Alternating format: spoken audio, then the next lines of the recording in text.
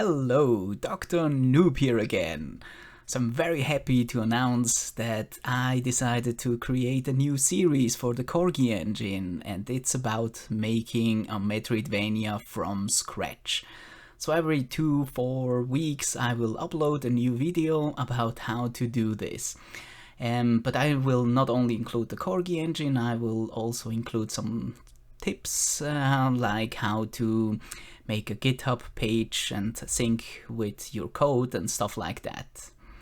Anyhow, that's only half of the good news, because the other good news is that I'm working together with an artist, Lugual from Brazil. He's a very cool guy, so I'm very happy to work with him.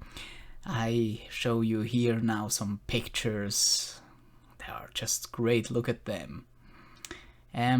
Yes, and while you're watching it, please, if somebody is a game designer and wants to do the design for our Metroidvania, please write me.